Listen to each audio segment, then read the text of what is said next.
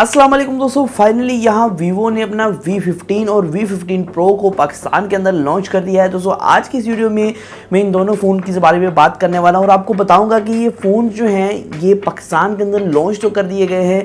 इनका price tag है, एक फ़ोन लॉन्च किया गया है 65,000 में, एक फ़ोन लॉन्च किया है 50,000 में।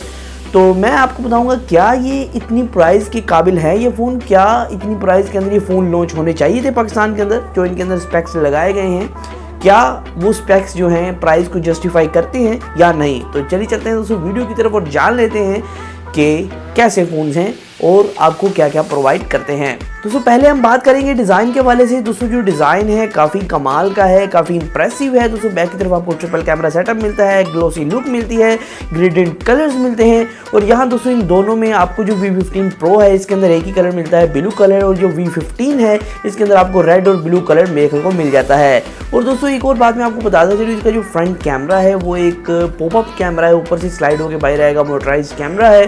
फ्रंट की तरफ आपको फुल व्यू डिस्प्ले, पूरा डिस्प्ले दिया गया है, कोई भी फ्रंट की तरफ नोच या होल नहीं है। दोस्तों ये दोनों ही फोन आते हैं Android 9 Pie के साथ। और दोस्तों एक और बहुत कमाल की बात कि इन दोनों के अंदर प्रोसेसर है वो डिफरेंट है।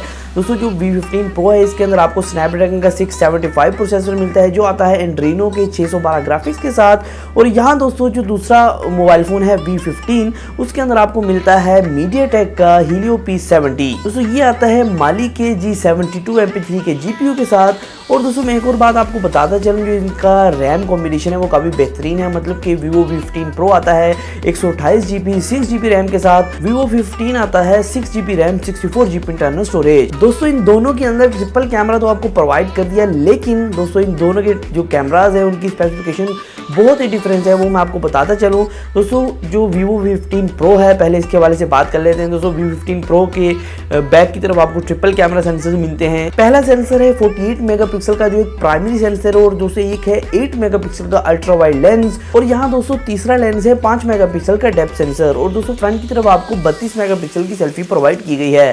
दोस्तों जो V15 है उसके अंदर अभी आपको 32 मेगापिक्सल की सेल्फी तो प्रोवाइड की गई है, वो भी पॉपअप ही है। लेकिन दोस्तों बैक की तरफ आपको जो प्राइमरी सेंसर है वो 12 मेगापिक्सल का मिलता है, और जो अल्ट्रा वाइड सेंसर है वो 8 मेगापिक्सल का ही मिलता है, और जो डेप्थ सेंसर है वो भी 5 मेगापिक्सल का मिलता है। मतलब कि आपको जो प्राइमरी सेंसर है वो 12 मेगापिक्सल का मिलता है Vivo V15 के अंदर, और 48 मेगापिक्सल का मिलता है Vivo V15 Pro के अंदर। दोस्तों एक और बड़ा डिफरेंस है इन दोनों फोन्स के अंदर, मतलब कि Vivo V15 Pro है वो इन डिस्प्ले फिंगरप्रिंट स्कैनर के साथ है, क्योंकि सारी बात वो महंगा है। और यहाँ दोस्तों जो Vivo V15 है वो आया है बैक पे फिंगरप्रिंट स्कैनर के साथ, रियर माउंटेड। जो Vivo V15 Pro है ये आता है 3700 mAh बैटरी के साथ, और जो Vivo V15 है अकेला वो आता है 4000 mAh बैटरी के साथ। दोस्तों वो सस्ता भी है, उसकी बैटरी कैपेसिटी भी ज़्यादा है। दोस्तों यहाँ दोनों जो बैटरीज हैं ये डुअल इंजन चार्जिंग को सपोर्ट करती हैं, जो आपको जल्द से जल्द फास्ट चार्जिंग प्रोवाइड करेगा।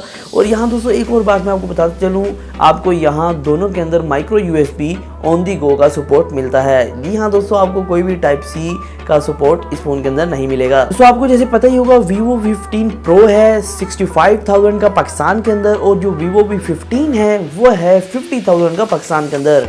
तो अगर देखा जाए इस फ़ोन के अंदर दूर दूर तक अगर बात की जाए तो इसके अंदर डिज़ाइन ही डिज़ाइन है। इसके अंदर अगर फीचर्स की बात की जाए, इसके अंदर इंटरनल्स की बात की जाए, वो इतनी ज़्यादा तगड़े नहीं है। आपको रैम अच्छी मिल जाती है, अच्छी बात है, आपको बैटरी कैपेसिटी अच्छी मिल जाती है, आपको कैमराज अच्छे मिल जाते हैं। लेकिन दोस्तों प्रोसेसर है वो थोड़ा सा पीछे है। लेकिन दोस्तों आजकल का जो यूज़र है उसे ज़्यादातर क्या चाहिए ये देखते हुए अगर देखा जाए तो आजकल का यूज़र कैमरा ज़्यादा डिमांड करता है, आजकल का यूज़र को डिज़ाइन चाहिए, आजकल के यूज़र को इतनी ज़्यादा परफॉर्मेंस नहीं चाहिए, लेकिन उसे रैम अपने फ़ोन में ज़्यादा चाहिए, क्योंकि वो सोचते हैं कि परफॉर्मेंस बढ़ जाएगी। लेकिन दोस्तों यहाँ प्रोसेसर भी बेहतर होना ज़रूरी था। इसके अंदर आपको मिड रेंजर का प्रोसेसर मिलता है।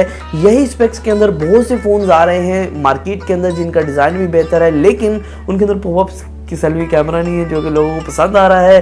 तो देखा जाए तो काफ़ी ज़्यादा प्राइस के अंदर ये फ़ोन लॉन्च किया गया, इतने का लॉन्च नहीं करना चाहिए था। लेकिन फिर भी अगर देखा जाए एक लिहाज से कैमरा फ़ोन के हवाले से और डिज़ाइन अच्छा है इसका, तो इस लिहाज से